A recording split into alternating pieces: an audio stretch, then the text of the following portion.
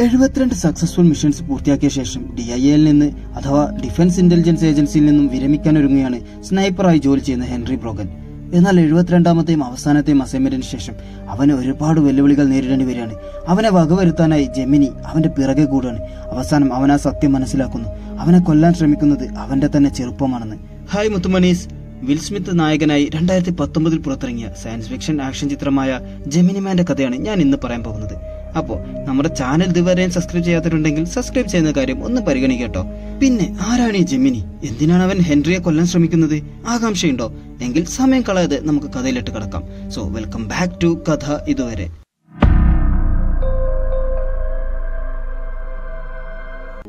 കഥയുടെ തുടക്കത്തിൽ ബെൽജിയത്തിലെ ഒരു റെയിൽവേ സ്റ്റേഷനാണ് കാണിക്കുന്നത്. ട്രെയിൻ പുറപ്പെട്ടതിന് പിന്നാലെ യാത്രക്കാരനായ ഒരു ചെറുപ്പക്കാരൻ, മറീനോ, അതാണ് അവന്റെ പേര്. അവൻ ഫോണിലൂടെ ആർക്കോ ട്രെയിൻ പുറപ്പെട്ടിട്ടുണ്ടെന്ന ഇൻഫർമേഷൻസ് നൽകാണ്. DIAയിലെ സ്നൈപ്പറായ ഹെൻറി ബ്രോഗനാണ് അവന് ഈ ഇൻഫർമേഷൻസ് നൽകുന്നത്. അപ്പോൾ ഗവൺമെന്റ് ഇല്ലാതാക്കാൻ ആഗ്രഹിക്കുന്ന ഒരു വ്യക്തി ആ ട്രെയിനിൽ ഉണ്ടെന്നർത്ഥം. 71 സക്സസ്ഫുൾ അറ്റംപ്റ്റ്സ് നടത്തിയിട്ടുള്ള DIAയിലെ ഗോട്ട് എന്ന് വിശേഷിപ്പിക്കാവുന്ന ഹെൻറിയുടെ 72ാമത്തെ ടാസ്കാണിത്. ഈ അസൈൻമെന്റ് ഹെൻറി തന്നെ ഏൽപ്പിക്കണമെങ്കിൽ അത്രയും പ്രധാനപ്പെട്ട ഒരു വ്യക്തി തന്നെ ആയിരിക്കണം ട്രെയിനകത്തുള്ളത്. അതെ, ബയോ ടെററിസ്റ്റായ വലേറി ഡോർമോ. 2 കിലോമീറ്റർ ദൂരെ നിന്നും മണിക്കൂറിൽ 638 കിലോമീറ്റർ വേഗതയിൽ സഞ്ചരിക്കുന്ന ബുള്ളറ്റ് ട്രെയിനകത്തെ ടെററിസ്റ്റ് ഡോർമോവിനെ എയിം ചെയ്ത് നല്ലൊരു അവസരത്തിനായി കാത്തിരിക്കുകയാണ് ഹെൻറി. കാഞ്ചിയിൽ വിരൽ വെച്ചതും ഡോർമോവിന്റെ അടുത്തേക്ക് ഒരു കൊച്ചു പെൺകുട്ടി വരുന്നു. ഉടനെ തന്നെ മറീനോ ഹെൻറിയോട് ഹോൾഡ് ചെയ്യാൻ പറയുന്നുണ്ട്. പിന്നീട് ആ ഒരു പെൺകുട്ടി അവളുടെ അമ്മ വന്ന് മാറ്റിയ ആ ഒരു ചെറിയ സെക്കൻഡിനുള്ളിൽ ട്രെയിൻ തുരങ്കത്തിനകത്തേക്ക് പ്രവേശിക്കുന്നതിന് മുമ്പായി വെടിയുതിർക്കാണ് ഹെൻറി. Mission successful. മറീനോ ആണെങ്കിൽ എക്സൈറ്റഡ് ആയി നിൽക്കട്ടോ. അവൻ കണ്ടിട്ടുള്ളതിൽ വെച്ച് ഏറ്റവും ബെസ്റ്റ് ഷൂട്ടിംഗ് ആയിരുന്നു അത്ര ഇത്. പക്ഷെ ഹെൻറി കുറച്ച് നിരാശനാണ്. കാരണം തല ലക്ഷ്യം വെച്ചെങ്കിലും കഴുത്തിനാണല്ലോ വെടിയേറ്റത്. മറീനോ അത് വീഡിയോ എടുത്ത് വെച്ചിട്ടുമുണ്ട്. അവനത് അത്രയും സ്പെഷ്യലായിട്ട് തോന്നിയിരുന്നു. കാരണം ഇതിനു മുമ്പ് 4 പേര് ഡോമോവിനെ കൊല്ലാനുള്ള ദൗത്യം ഏറ്റെടുത്തിരുന്നു. അവരെല്ലാം മികച്ചവരായിരുന്നു. എന്നിട്ടും അവർക്കൊന്നും കഴിയാതെ പോയതാണ് ഹെൻറി ഇപ്പൊ ചെയ്തത്. അതും ബുള്ളറ്റ് വേഗത്തിൽ ഓടുന്ന ട്രെയിനിൽ വെച്ച്. ചുമ്മാതല്ല അവനെ DIAയിലെ എല്ലാവരും വോട്ടെന്ന് വിളിക്കുന്നത്. എന്നാൽ ഇപ്പോൾ ആ ഒരു വീഡിയോ മറീനോട് ഡിലീറ്റ് ചെയ്യാൻ ആവശ്യപ്പെടാൻ കേട്ടോ ഹെൻറി. അതിനുശേഷം ആ ഒരു സീൻ കട്ടായി ജോർജിയയിലെ തന്റെ വീട്ടിൽ തിരിച്ചെത്തിയ ഹെൻറിയെ കാണിക്കുന്നു. ഡോമോവിന്റെ ഫോട്ടോസും ഡാറ്റാസും എല്ലാം നശിപ്പിക്കുകയാണ്. കാര്യം കഴിഞ്ഞാൽ ഇനി അതിന്റെ ആവശ്യമൊന്നുമില്ലല്ലോ. ആ ഒരു സമയം തന്നെ അങ്ങോട്ടേക്ക് DIAയിലുള്ള ഒരു ഉന്നത ഉദ്യോഗസ്ഥനായ പാറ്റേഴ്സൺ എന്നൊരാൾ വരികയാണ്. DIAയിലെ ഹെൻറിയുടെ ഗോഡ് ഫാദർ എന്നൊക്കെ വേണമെങ്കിൽ അയാൾ വിശേഷിപ്പിക്കാം. ഹെൻറി തന്റെ ജോലിയിൽ നിന്നും വിരമിക്കാനുള്ള ഉദ്ദേശം അറിഞ്ഞു വന്നതാണ് ആള്. ഡോമോവിനെ കൊല്ലുന്ന സമയത്ത് ആ ട്രെയിനിലുണ്ടായിരുന്ന കൊച്ചു പെൺകുട്ടിയെ ഓർത്താണ് അവനിപ്പോ ഇങ്ങനെ ഒരു തീരുമാനം എടുക്കുന്നത്. വെറും 6 ഇഞ്ച് വ്യത്യാസത്തിൽ ആ ബുള്ളറ്റ് മാറിയിരുന്നെങ്കിൽ അത് ആ കുട്ടിക്ക് കൊള്ളുമായിരുന്നു. ഇപ്പൊ ഇതുവരെ 72 ഷൂട്ട് നടത്തിയിട്ടും ഇതുവരെ തോന്നാത്ത ഒരു കുറ്റബോധം അവന്റെ മനസ്സിൽ കടന്നുകൂടിയിട്ടുണ്ട്. അതാണ് റിട്ടയർമെന്റിന് അവനെ പ്രേരിപ്പിച്ചത്.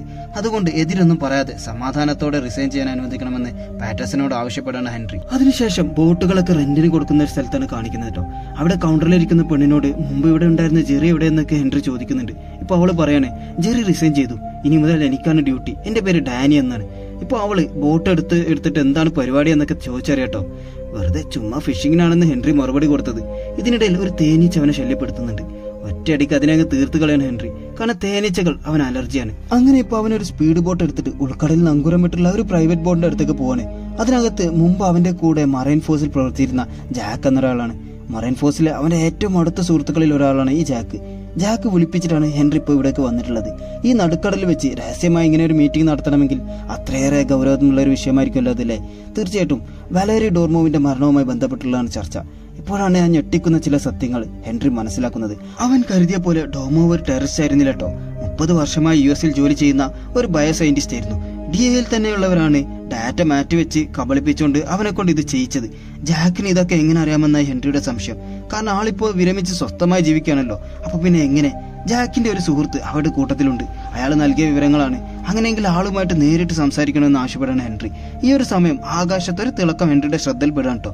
ഉടനെ തന്നെ ജാക്കിനോട് യാത്ര പറഞ്ഞ് ഹെൻറി അവിടുന്ന് പോവാണ്. തിരിച്ചു പോകുന്നതിനിടയിൽ സംശയം തോന്നി ഹെൻറി ആ ഒരു ബോട്ട് മുഴുവൻ സെർച്ച് ചെയ്യാണ്. ഒടുവിൽ ഒരു മൈക്രോഫോൺ ആ ബോട്ടിൽ നിന്ന് കിട്ടാണ്. അവന്റെ സംശയങ്ങൾ മുഴുവൻ ശരിയായിരുന്നു. ആകാശത്ത് കണ്ട ആ ഒരു തിളക്കം അതൊരു ക്യാമറയായിരുന്നു കേട്ടോ. ആരോ അവന്റെ നീക്കങ്ങളെല്ലാം രഹസ്യമായി നിരീക്ഷിച്ചുകൊണ്ടിരിക്കുന്നുണ്ട്. DIA മേധാവി ജാനറ്റും അവരുടെ സുഹൃത്തും ജെമിനി എന്ന പ്രൈവറ്റ് മിലിറ്ററി കമ്പനിയുടെ തലവനുമായ ക്ലേവരിസുമാണ് അവൻ രഹസ്യമായി നിരീക്ഷിച്ചുകൊണ്ടിരിക്കുന്നത്. ഇവരുടെ 2 പേരുടെയും മാസ്റ്റർ പ്ലാൻ ആയിരുന്നു ഡോമോവിന്റെ കൊലപാതകം. ഈ കൊലപാതകത്തിന് പിന്നിലെ ചുരുളഴിക്കാൻ തയ്യാറെടുക്കുന്ന ഹെൻറിയെ വകവരുത്താനാണ് ഇവരുടെ അടുത്ത പ്ലാന്. അവനെ കൊല്ലുന്ന കാര്യം ജെമിനി നോക്കിക്കളാമെന്ന് വെരിസ് പറയാട്ടോ. എന്നാൽ അതിന്റെ ആവശ്യമില്ലെന്നും DIA തന്നെ അവനെ തീർത്തോളാമെന്നും ജാനറ്റ് ഉറപ്പു കൊടുക്കുന്നു. അങ്ങനെയെങ്കിൽ ഒരു അവസരം മാത്രമേ ഏജൻസിക്ക് നൽകുമെന്നും അത് പരാജയപ്പെട്ടാൽ ഹെൻറി പിന്നെ ജെമിനി മിലിറ്ററി കമ്പനിയുടെ ടാർഗറ്റ് ആയിരിക്കുമെന്നും പിന്നീട് അവന്റെ കാര്യത്തിൽ തലയുടെ DIA വന്നേക്കരുതെന്ന് ജാനറ്റിന് വാണിംഗ് കൊടുക്കുകയാണ് വാരിസ്. ബോട്ടിൽ നിന്നും മൈക്രോഫോൺ കിട്ടിയതോടെ അവൻ നേരെ ഡാനിയുടെ അടുത്ത് ചെന്നിട്ട് ചോദിക്കുകയാണ്, നീ DIAയിലുള്ള ഏജന്റ് ആണോ? എന്നെ നിരീക്ഷിക്കാൻ പാറ്റേഴ്സൺ അയച്ചതാണോ നിന്റെ കള്ളത്തരം പൊളിഞ്ഞു, ഇനി ഒന്നും വിളിക്കാൻ ശ്രമിക്കേണ്ട. ഇപ്പൊ അവള് പറയാണ്, DIA അതെന്താ സാധനം? എനിക്കൊന്നും അറിയില്ല. ഞാൻ ജോർജിയ യൂണിവേഴ്സിറ്റിയിൽ പഠിക്കുന്ന സ്റ്റുഡന്റ് ആണ്. പാർട്ട് ടൈം ആയിട്ടാണ് ഇവിടെ ജോലി ചെയ്യുന്നത്. അങ്ങനെയാണോ? എങ്കിൽ ഇന്ന് രാത്രി നമുക്കൊരു ഡിന്നറിന് പോയാലോ എന്ന് ചോദിക്കാണ് ഹെൻറി. അങ്ങനെ 7 മണിക്ക് ഒരു റെസ്റ്റോറന്റിൽ വെച്ച് കാണാമെന്ന് പറഞ്ഞ് അവർ പിരിയുന്നു. പിന്നീട് റെസ്റ്റോറന്റിലാണ് കേട്ടോ കാണിക്കുന്നത്. രാവിലെ ഡാനിയോട് മോശമായി സംസാരിച്ചതിന് ഒരു ബൊക്കയും കൊടുത്ത് സോറിയൊക്കെ പറയാണ് ഹെൻറി. കൂടെ ഒരു ഫോട്ടോ കോപ്പിയും അവൾക്ക് നേരെ നീട്ടുന്നു. DIA ഫീൽഡ് ഏജന്റായ ഡാനിയുടെ ID കാർഡ് അറിഞ്ഞ ഇത്. ഇപ്പൊ ശരിക്കും കള്ളത്തരം പൊളിഞ്ഞു. കഴിഞ്ഞ 25 വർഷം ഹെൻറി DIAയിലാണ് ജോലി ചെയ്തിരുന്നതെന്ന് ഡാനി മറന്നുപോയെന്ന് തോന്നുന്നു. എന്നിരുന്നാലും റിട്ടയർ ചെയ്ത് ഒരു ഉദ്യോഗസ്ഥനെ സ്പൈ ചെയ്യാൻ പറഞ്ഞേക്കുമ്പോ ഒന്നും ചിന്തിക്കാതെയാണ് ഈ ജോലി ഏറ്റെടുത്തതെന്ന് അവളോട് ഹെൻറി ചോദിക്കുന്നുണ്ട്. അങ്ങനെ കുറച്ച് പേഴ്സണൽ കാര്യങ്ങളൊക്കെ സംസാരിച്ച് അവർ അന്ന് രാത്രി അവിടെ നിന്ന് പിരിയുന്നു. ഈ സമയം ജാക്കിന്റെ ബോട്ടിൽ അയാളും കാമുകിയും മാത്രമാണ് ഉണ്ടായിരുന്നത് കേട്ടോ. ഇപ്പൊ എന്താ ശബ്ദം കേട്ട് ബോട്ടിന് പുറത്തേക്ക് ഇറങ്ങി നോക്കിയ ജാക്കിനെയും കാമുകയും ഡിഫൻസ് ഏജൻസി ഏർപ്പാടാക്കിയ ഏജൻസി കൊന്ന് കടലിൽ തള്ളാണ്. DIAക്കുള്ളിലെ കളികൾ ഹെൻറിയെ അറിയിച്ചതിനുള്ള ഫലം. പ്രധാന ടാർഗറ്റ് ഹെൻറി തന്നെ ആയതിനാൽ അവന്റെ വീട്ടിലെത്തിയിട്ടുണ്ട് DIAയുടെ ഏജൻസി. ഉറക്കത്തിലായിരുന്ന അവൻ മൊബൈലിന്റെ അലർട്ട് മെസ്സേജ് കേട്ടാണ് ഉണരുന്നത്.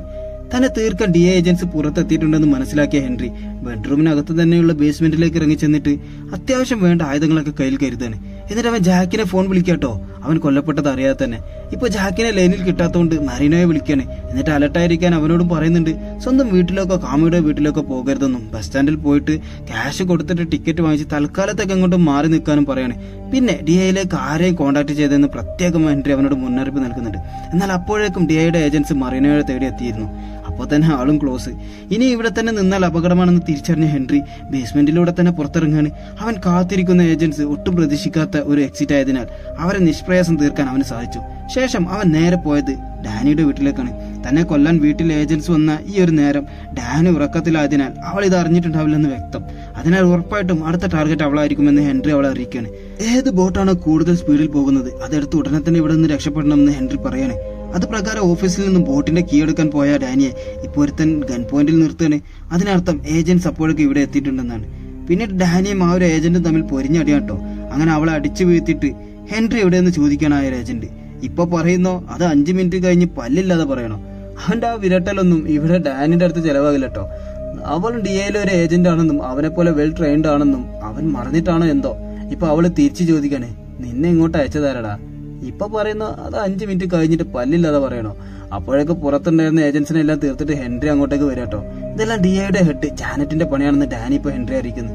നിനക്കിതെങ്ങനെ മനസ്സിലായെന്ന് ഹെൻറി തിരിച്ചു ചോദിച്ചപ്പോ അവന്റെ കയ്യിലൊരു 3-4 പല്ല് വെച്ച് കൊടുക്കാണ് ഡാനി. കാര്യം മനസ്സിലായല്ലോ അല്ലേ? അങ്ങനെ ഇപ്പൊ അവർ രണ്ടാളും കൂടി ബോട്ടിൽ കയറി പുറപ്പെടാൻ തയ്യാറാവണേ. ഇപ്പൊ ഹെൻറി ഡാനിയോട് പറയണേ, ഇപ്പൊ നീ എന്റെ കൂടെ വന്നാൽ ഈ ബോട്ടിൽ വന്നാൽ നിന്റെ എല്ലാം ഉപേക്ഷിക്കേണ്ടി വരും. ഐഡന്റിറ്റി വരെ നീ ഒഴിവാക്കേണ്ടി വന്നേക്കാം. ഇത് കേട്ട് അവളിപ്പോ അവളുടെ മൊബൈൽ ഫോൺ പുഴയിലേക്ക് വലിച്ചെറിയാണ്. അങ്ങനെ അവർ അവിടെ നിന്ന് യാത്ര പുറപ്പെടട്ടോ. ഒരു ദൂരയാത്ര കൊളംബിയയിലുള്ള ജാക്കിനെ പോലെ തന്നെ ഹെൻറിയുടെ സുഹൃത്തും മുമ്പ് സഹപ്രവർത്തകനുമായിരുന്ന ബാരോണിന്റെ അടുത്തേക്ക്. പിന്നീട് ജാനറ്റിനെയും വെരിസിനെയുമാണ് കാണിക്കുന്നത്. ഹെൻറിയെ കൊല്ലാനുള്ള DIAയുടെ മുഴുവൻ പദ്ധതികളും പാളിപ്പോയതിനാൽ ജാനറ്റിനെ വിമർശിച്ചുകൊണ്ടിരിക്കുകയാണ് വെരിസ്. നിങ്ങളുടെ ഊഴം കഴിഞ്ഞു, ഇനി എന്റെ ഊഴം. നിങ്ങൾക്കിനി ബാക്കിയുള്ളത് ശവപ്പെട്ടിയിൽ ദേശീയ പതാക പുതപ്പിക്കലും ആകാശത്തേക്ക് ഒരു 4 റൗണ്ട് വെടിയുതിർക്കലും പിന്നെ ഒരു സ്പീച്ചും കൂടി ഹെൻറിയുടെ കരിയറിനെ പുകഴ്ത്തിക്കൊണ്ട് കണ്ണീരണിഞ്ഞുകൊണ്ട്. അതിനുള്ള ബാക്കി പണിയില്ല, ഞാൻ നോക്കിക്കോളാം. ജെമിനിയിൽ അതിന് പറ്റിയ ഒരാളെ ഞാൻ സെറ്റാക്കി വെച്ചിട്ടുണ്ട്. ആ ഒരു സീനിന് ശേഷം കൊളംബിയയിലാണ് കാണിക്കുന്നത്. ബാരോണിനുള്ള കാത്തിരിപ്പിലാണ് ഹെൻറിയും ഡാനി. അങ്ങനെ ഇപ്പോ ബാരോൺ അങ്ങോട്ടേക്ക് പറന്നെത്താണ്. ഹെൻറി ഇപ്പോ അകപ്പെട്ടിട്ടുള്ള പ്രശ്നങ്ങളും അതിൽ ജാക്കിന്റെ ജീവൻ നഷ്ടപ്പെട്ടത് എല്ലാം ബാരോണിനെ അവൻ അറിയിക്കുന്നു. കൂടുതൽ സമയം ഇവിടെ നിൽക്കുന്നത് അപകടമായതിനാൽ അവർ തിരികെ ബാരോന്റെ വീട്ടിലേക്ക് പോവുകയാണ്. വീട്ടിലെത്തിയ ഉടനെ ഹെൻറി പാറ്റേഴ്സനെ വിളിക്കാട്ടോ. അയാൾ ആ ഒരു സമയം മകന്റെ സ്കൂളിൽ മീറ്റിംഗിന് വന്നതാണ്. മകൻ നമ്മളെ പോലെ തന്നെ ഒരു വാഴ ആയതിനാൽ പ്രിൻസിപ്പലിന് പറയാൻ ഒരുപാടുണ്ട്. അതിപ്പോ നമ്മളെ ബാധിക്കാത്തതിനാൽ കാര്യത്തിലേക്ക് തിരികെ വരാം. സ്വന്തം നമ്പറിൽ സംസാരിച്ചാൽ ഹെൻറി ട്രാക്ക് ചെയ്യപ്പെടുമെന്നുള്ളതുകൊണ്ട് അയാൾ ഒരു സ്റ്റുഡന്റിന്റെ കയ്യിൽ നിന്ന് ഫോൺ വാങ്ങിയിട്ട് ഹെൻറിയെ തിരികെ വിളിക്കുകയാണ്. ഹെൻറിക്ക് ഇപ്പൊ സംഭവിച്ചുകൊണ്ടിരിക്കുന്ന കാര്യങ്ങൾക്കൊന്നും തനിക്ക് പങ്കില്ലെന്ന് പാറ്റേഴ്സൺ ആവർത്തിച്ച് പറയട്ടോ. ജെമിനിയാണ് എല്ലാ പ്രശ്നത്തിന്റെയും കാരണം. ജാനറ്റും വെരിസും ചേർന്ന് എന്തൊക്കെയോ പ്ലാൻ ചെയ്യുന്നുണ്ട്. ഹെൻറി കൊലപ്പെടുത്തിയ ബയോസയന്റിസ്റ്റ് ഡോമോവ് കുറച്ചു കാലം ജെമിനിക്ക് വേണ്ടി ജോലി ചെയ്തിട്ടുണ്ട്. അപ്പോൾ അവിടെ വെരിസിന് ഇഷ്ടപ്പെടാത്ത എന്തെങ്കിലും ഡോമോവിന്റെ ഭാഗത്തു നിന്നുണ്ടായിട്ടുണ്ടാവും. മറൈൻ ഫോഴ്സിലായിരുന്ന സമയത്ത് ഹെൻറിയും ജാക്കും ബാരോണും എല്ലാം ഈ വെരിസിന്റെ കീഴിൽ ജോലി ചെയ്തിട്ടുണ്ട്. അവിടെ നിന്ന് റിട്ടയർ ചെയ്തതിനു ശേഷം സ്വന്തമായിട്ട് വെരിസ് തുടങ്ങിയ ഒരു മിലിറ്ററി ഫോഴ്സാണ് ജെമിനി. അതിന് DIAയുടെയും ഗവൺമെന്റിന്റെയും പൂർണ്ണ പിന്തുണയുമുണ്ട്. വെരിസിന് കീഴിൽ ജോലി ചെയ്തിട്ടുള്ളതിനാൽ അവന് നന്നായി അറിയാവുന്ന ഹെൻറിക്കും ബാരോണിനും ഒരു കാര്യം ഇപ്പോൾ ഉറപ്പാണ്. വെരിസിന്റെ ഏതെങ്കിലും കൊള്ളരുതായ്മക്ക് ഡോമോവ് എതിരെ നിന്നിട്ടുണ്ടാകാം. അത് കാരണമാകാം അയാളിപ്പോ കൊല്ലപ്പെട്ടത്. അങ്ങനെ പിറ്റേ ദിവസം രാവിലെ ചില ശബ്ദങ്ങൾ കേട്ടാണ് ഹെൻറി ഉണർന്നത്. നോക്കുമ്പോൾ തൊട്ടടുത്ത ബിൽഡിങ്ങിൽ നിന്ന് ഒരാള് ബാരോണിന്റെ വീടിന്റെ ടെറസിലേക്ക് ചാടി കയറുന്നത്. അവൻ ഉടനെ തന്നെ ബുള്ളറ്റ് പ്രൂഫ് ജാക്കറ്റും കയ്യിലൊരു പിസ്റ്റളും ബാഗിലേക്ക് ഒരു സ്നൈപ്പർ ഗണ്ണൊക്കെ ആയിട്ട് നേരെ ഡാനിയുടെ അടുത്ത് ചെന്നിട്ട് അലട്ടായി നിൽക്കാൻ പറയാട്ടോ. ഹെൻറി പുറത്തിറങ്ങിയിട്ട് അവരെ കൊല്ലാൻ വന്നിട്ടുള്ളവന്റെ ശ്രദ്ധ തിരിക്കാമെന്നും ആ ഒരു ഗ്യാപ്പില് ബാരോണും ഡാനി ഇവിടുന്ന് മാറണമെന്ന് നിർദ്ദേശം നൽകാട്ടോ. പ്രതീക്ഷിച്ച പോലെ തന്നെ പുറത്തിറങ്ങിയ ഹെൻറി ആ ഒരു കൊലയാളി വിടാതെ പിന്തുടരുന്നു. ഹെൻറിയെ പോലെ അവനൊരു സ്നൈപ്പർ തന്നെയായിരുന്നു. ഹെൻറിയെ പോലൊരു മികച്ചൊരു സ്നൈപ്പറെ കൊല്ലാൻ ഈ ഒരൊറ്റ സ്നൈപ്പറിനെ മാത്രമാണ് വെരിസ് അയച്ചിട്ടുള്ളതെങ്കിൽ ഇവനും അത്രത്തോളം മികച്ചതായിരിക്കണം. ഇപ്പൊ ഒരിടത്ത് മറഞ്ഞു നിന്നുകൊണ്ട് ആ ഒരു സ്നൈപ്പറെ എയിം ചെയ്യാണ്ടോ ഹെൻറി. എന്നാൽ ലെൻസിലൂടെ അവന്റെ മുഖം കണ്ട ഹെൻറി ഒന്ന് പകച്ചു പോവാണ്. കാരണം ചെറുപ്പകാലത്ത് ഹെൻറി എങ്ങനെയായിരുന്നു അതേ രൂപം തന്നെയാണ് ഇപ്പൊ തന്നെ കൊല്ലാൻ വന്നിട്ടുള്ള ആ സ്നൈപ്പറിന്. പക്ഷെ അപ്പോഴൊക്കെ ഹെൻറിയെ കണ്ടെത്തി ആ സ്നൈപ്പർ വെടിയുതിർക്കാൻ തുടങ്ങി. അങ്ങനെ അവൻ അവസാനം ഒരു ബിൽഡിങ്ങിനകത്തേക്ക് കയറാണ്. എന്നാൽ ഒരു അണുവിടെ ഗ്യാപ്പ് നൽകാതെ ഹെൻറിയെ ഫോളോ ചെയ്തുകൊണ്ടിരിക്കട്ടോ ആ സ്നൈപ്പർ. ഹെൻറിയുടെ യങ്ങർ വേർഷൻ രൂപമായതിനാൽ ആ സ്നൈപ്പറെ നമുക്ക് ജൂനിയർ എന്ന് വിളിക്കാം. ജൂനിയറെ കൊല്ലാനോ അവന്റെ ശരീരത്തിൽ വെടിയുതിർക്കാനോ ഹെൻറിക്ക് മനസ്സ് വരുന്നുണ്ടായിരുന്നില്ല. കാരണം അവന്റെ അതേ രൂപമായതിനാൽ തന്നെ അവൻ ആരാണെന്ന് അറിയേണ്ടതുണ്ട്. അങ്ങനെ ഒരുവിധം എങ്ങനെയൊക്കെ ജൂനിയറിന്റെ വെടി കൊള്ളാതെ ഹെൻറി ആ ഒരു ബിൽഡിങ്ങിൽ നിന്നും പുറത്ത് കിടക്കാട്ടോ. എന്നിട്ട് ഒരുത്തന്റെ അടുത്ത് ബൈക്ക് പിടിച്ചു വാങ്ങിയിട്ട് അവിടെ നിന്ന് ആ ഒരു ബൈക്കിൽ കടന്നു കളയുന്നു. ഇനി ജൂനിയർ തന്നെ ഫോളോ ചെയ്യില്ലെന്ന് കരുതിയെങ്കിൽ തെറ്റി. ഒന്ന് ശ്വാസം വിടാനുള്ള ഗ്യാപ്പ് പോലും അവൻ ഹെൻറിക്ക് നൽകുന്നില്ല. ജൂനിയറിന്റെ ഈ ഒരു പ്രായത്തിൽ ഹെൻറി എങ്ങനെയായിരുന്നു അതിന്റെ ഡിറ്റോയാണ് ജൂനിയർ. അതേ വേഗത, അതേ നീക്കങ്ങൾ, എല്ലാം അതുപോലെ, ശരിക്കും ഒരു കാർബൺ കോപ്പി പോലെ. പിന്നീടുള്ള അവരുടെ ഒരു ചേസിങ് ഒരു രക്ഷയില്ലായിരുന്നു കേട്ടോ. അങ്ങനെ അവസാനം ജൂനിയറിന്റെ കരുത്തിനും വേഗതയ്ക്കും മുമ്പിൽ ഹെൻറി വീണു പോവാണ്. നിരായുധനായ ഹെൻറിയെ ഇപ്പൊ അവൻ തീർക്കുമെന്ന് കരുതി ആ ഒരു സമയം അങ്ങോട്ടേക്ക് പോലീസ് എത്താന് പെട്ടെന്ന് ജൂനിയർ അപ്രത്യക്ഷമാവുന്നു. അപകടകരമായ ചേസിങ് നടത്തിയതിന് പോലീസ് ഹെൻറി അറസ്റ്റ് ചെയ്യുന്നു. ജൂനിയർ മിസ്സായെങ്കിലും അവിടെ എത്തിയ ഡാനിക്കും ബാരോണിനും ജൂനിയറിന്റെ ഒരു തൊപ്പിയാണ് കിട്ടിയത്. പിന്നീട് ഡാനിയും ബാരോണും പോലീസ് സ്റ്റേഷനിൽ ചെന്നിട്ട് ഹെൻറി അവിടെ നിന്ന് ഇറക്കുന്നുണ്ട്. ഇനി എന്തായിരിക്കും ഹെൻറിയുടെ പ്ലാന്? ഹംഗറിയിലേക്ക് പോകണം. അവിടെയാണ് ജാക്കിന് ഇൻഫർമേഷൻ കൊടുത്തുള്ള സുഹൃത്ത് യൂറി ഉള്ളത്. റിട്ടയർ ആയതിന്റെ പേരിലല്ല കേട്ടോ, മറിച്ച് ജാക്ക് പ്രധാനപ്പെട്ട എന്തെങ്കിലും വിഷയം ഹെൻറിയോട് പറഞ്ഞിട്ടുണ്ടാകുമെന്ന് കരുതിയാണ് തന്നെ കൊല്ലാൻ വരുന്നതെന്ന് അവനിക്കിപ്പോ മനസ്സിലായിട്ടുണ്ട്. ഒരു പക്ഷെ യൂറിക്ക് അതെല്ലാം അറിയാൻ ചാൻസ് ഉണ്ട്. അതുകൊണ്ട് എത്രയും പെട്ടെന്ന് ഹംഗറിയിലെത്തി യൂറിയെ മീറ്റ് ചെയ്യണമെന്നാണ് ഇനി ഹെൻറിയുടെ പ്ലാൻ. അങ്ങനെ പുതിയൊരു പ്ലെയിനും വാടക എടുത്ത് നേരെ ഹംഗറിയിലേക്ക്. അങ്ങനെ പ്ലെയിനിലിരുന്ന് ഹെൻറിയുടെ മുറിവൊക്കെ ഫസ്റ്റ് എയ്ഡ് ചേരുന്നതിനിടയിൽ ഡാനി ഇപ്പൊ ചോദിക്കുകയാണ്, ഇന്ന് നിന്നെ അറ്റാക്ക് ചെയ്ത ആ സ്നൈപ്പറുടെ മുഖം നീ ശ്രദ്ധിച്ചായിരുന്നോ? അവൻ നിന്റെ അതേ മുഖച്ചായ ഉണ്ടായിരുന്നു. ഇനി അത് നിന്റെ മോനെങ്ങാനാണോ? ഇപ്പൊ ഹെൻറി പറയാണ്, അത് ഞാനും ശ്രദ്ധിച്ചു, പക്ഷെ അവൻ എന്റെ മകനൊന്നല്ല, നിനക്കറിയാവുന്നതല്ലേ ഞാൻ കല്യാണം പോലും കഴിച്ചിട്ടില്ലെന്ന്. ഇപ്പൊ ഡാനി പറയാണ്, അതിന് കുട്ടികളുണ്ടാകാൻ കല്യാണം കഴിക്കണമെന്നില്ലല്ലോ. ഇനി അങ്ങനെ എങ്ങാനും ഡാനിയുടെ ചോദ്യങ്ങൾ കാട് കയറി പോകുന്നത് കൊണ്ട് ആ ഒരു സംഭാഷണം അവൻ അവിടെ വെച്ച് സ്റ്റോപ്പ് ചെയ്യാൻ ആവശ്യപ്പെട്ടാണ്.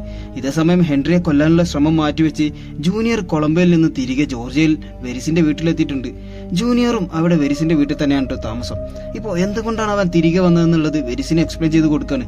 അവിടെ നടന്ന കാര്യങ്ങളെല്ലാം വള്ളിപ്പുള്ളി തെറ്റാതെ അവൻ പറഞ്ഞു കൊടുക്കുന്നു. ഹെൻറി അത്രയ്ക്ക് മികച്ചവനായത് കൊണ്ടാണ് നിന്നെ തന്നെ അങ്ങോട്ട് അയച്ചതെന്നും നിനക്ക് മാത്രമേ അവനെ കൊല്ലാനാകൂ എന്നും വെരിസ് അവനെ മോട്ടിവേറ്റ് ചെയ്യാണ്. ആ ഒരു സീൻ അവിടെ കട്ടായതിനു ശേഷം പിന്നീട് ഒരു കലാഭൂമിയാട്ടോ കാണിക്കുന്നത്. അവിടെ മുഴുവൻ ടെററിസ്റ്റുകൾ ആക്രമിച്ചുകൊണ്ടിരിക്കുകയാണ്. ജനങ്ങളുടെ സഹായത്തിനായി അവിടെ ഇപ്പോൾ ജെമിനി ഫോഴ്സ് എത്തിയിട്ടുണ്ട്. എന്നാൽ ഈ മിഷനിലൊന്നും പങ്കെടുക്കാതെ ഐസ്ക്രീം നുണഞ്ഞുകൊണ്ടിരിക്കുകയാണ് നമ്മുടെ ജൂനിയർ. ആള് ഹെൻറിയെ കൊല്ലാൻ കഴിയാത്തതിലുള്ള നിരാശയിലാണ് ഇപ്പോൾ ഉള്ളത്. പക്ഷേ അവൻ ആ ഒരു മിഷനിൽ പങ്കെടുക്കാത്തത് കാരണം അതല്ല കേട്ടോ, ജെമിനി ഫോഴ്സിന്റെ ഒരു ട്രെയിനിങ് സെക്ഷൻ മാത്രമായിരുന്നത്. ഈ ഒരു സമയം വെരിസ് അങ്ങോട്ടേക്ക് ജൂനിയറിന്റെ അടുത്തേക്ക് വന്നിട്ട് ഇപ്പോൾ ട്രെയിനിങ് സെഷനിൽ പങ്കെടുത്തവരെ കുറിച്ച് പുകഴ്ത്തി പറയാണ്. അവരിൽ കുറച്ചു പേര് പുതിയതാണ്, അവർക്കൊരു ക്വാളിറ്റി ഉണ്ട്. ടാർഗറ്റ് അവരുടെ എയിമിൽ വന്നാൽ അവർക്ക് മിസ്സാകില്ല. നീ അതൊന്ന് ഇടക്ക് ഓർക്കുന്നത് നന്നായിരിക്കും. പിന്നെ ഉടനെ തന്നെ നീ ഹംഗറിയിലേക്ക് പുറപ്പെടണം. ഹെൻറി ഇപ്പോ അവിടെയാണുള്ളത്. ഇതൊക്കെ എങ്ങനെ ഇത്ര കൃത്യമായിട്ട് അറിയുന്നു? അതൊക്കെ നമുക്ക് വഴിയെ മനസ്സിലാക്കാം. പിന്നീട് ഹംഗറിയിലാണ് കേട്ടോ കാണിക്കുന്നത്. അവിടെ ഫോറൻസിക്കിൽ വർക്ക് ചെയ്യുന്ന ഒരു ലേഡിയുടെ അടുത്ത് ചെന്നിട്ട് കുറച്ച് സാമ്പിൾസ് കൊടുക്കണം ഡാനി. ജൂനിയറിന്റെ തൊപ്പിയും കുറച്ച് ബ്ലഡ് സാമ്പിൾസും പിന്നെ ഒരു കെട്ട് പണവും. റിസൾട്ട് കിട്ടാൻ 2 ദിവസം സമയമെടുക്കുമെന്ന് പറഞ്ഞപ്പോ ഡാനി ഒരു കെട്ട് കൂടെ പണം കൊടുത്തിട്ട് 2 മണിക്കൂറിന് തന്നെ റിസൾട്ട് തരണമെന്ന് അവരോട് ആവശ്യപ്പെടുന്നു. അങ്ങനെ ഇപ്പൊ കിട്ടിയ റിസൾട്ട് അവൾ ഹെൻറിയെയും ബാരോണിനെയും കാണിക്കുകയാണ്. ഹെൻറി അറിയാതെയാണ് ഈ DNA ടെസ്റ്റ് ഡാനി നടത്തിയതെങ്കിലും റിസൾട്ട് കണ്ടവൻ ഷോക്കാവാണ്. അവൾ ടെസ്റ്റിനായി നൽകിയ ബ്ലഡ് സാമ്പിൾസ് അത് ഹെൻറിയുടേതായിരുന്നു. ജൂനിയർ ഹെൻറിക്ക് ഒരു വലിയ വെല്ലുവിളി സൃഷ്ടിച്ചതിന് കാരണം ഈ ജൂനിയർ ഉണ്ടല്ലോ, അവൻ ഹെൻറി തന്നെയാണ്. 3 വിധം ടെസ്റ്റുകളാണ് നടത്തിയത്. 3ലും DNA ഐഡന്റിക്കൽ ആയിരുന്നു. അതായത് ഒരാളുടെ തന്നെ സാമ്പിൾസ് പരിശോധിച്ചാൽ എങ്ങനെയാകുമോ അതുപോലെ. ജൂനിയർ ഹെൻറിയുടെ മകനൊന്നുമല്ല, അവന്റെ ഒരു ക്ലോണാണ്. 25 വർഷം മുമ്പ് വെരിസ് ഹെൻറിയിൽ നിന്ന് കളക്ട് ചെയ്ത DNA വെച്ചാണ് ഇത് ചെയ്തെടുത്തിട്ടുള്ളത്. പക്ഷെ എന്തിന് ഹെൻറിയുടെ ക്ലോണ്? വല്ല ഡോക്ടേഴ്സിന്റെയോ സയന്റിസ്റ്റുകളുടെയോ ഒക്കെ ചെയ്താൽ പോരെ എന്നാണ് ഹെൻറിയുടെ ഡൗട്ട്. എന്നാൽ ഈ ഡോക്ടേഴ്സിനോ സയന്റിസ്റ്റുകൾക്കോ 2 കിലോമീറ്റർ ദൂരെ നിന്നും ഓടുന്ന ട്രെയിനുള്ളിൽ ഒരാളെ വെടിവെച്ച് കൊല്ലാൻ പറ്റില്ലല്ലോ. അതിനർത്ഥം വെരിസ് വലുതായിട്ട് എന്തോ പ്ലാൻ ചെയ്തിരിക്കുന്നു എന്നാണ്. അതെന്തായിരിക്കും? ഡോർമോവിന്റെ കൊലപാതകവും ഈ ക്ലോൺ പ്രോഗ്രാമുമായി എന്തെങ്കിലും കണക്ഷൻസ് ഉണ്ടാവുമോ? ജൂനിയറിന്റെ ശ്രമങ്ങളെ എങ്ങനെയായിരിക്കും ഹെൻറിനെ തടയാൻ പോകുന്നത്? അതിനൊക്കെയുള്ള ഉത്തരം ഒരു രണ്ടാം ഭാഗത്തിലൂടെ നമുക്ക് മനസ്സിലാക്കാം. ഈ ഭാഗം നിങ്ങൾക്ക് ഇഷ്ടപ്പെട്ടെങ്കിൽ ലൈക്ക് ചെയ്യാനും ഷെയർ ചെയ്യാനും മറക്കരുത്. നിങ്ങളുടെ അഭിപ്രായങ്ങൾ കമന്റ് ചെയ്യാനും മടിക്കേണ്ട. അപ്പോൾ അടുത്ത ഭാഗവുമായി ഉടനെ തന്നെ വരാമെന്ന പ്രതീക്ഷയിൽ ഇറ്റ്സ് മീ മല്ലു ഡ്രാഗമൻ.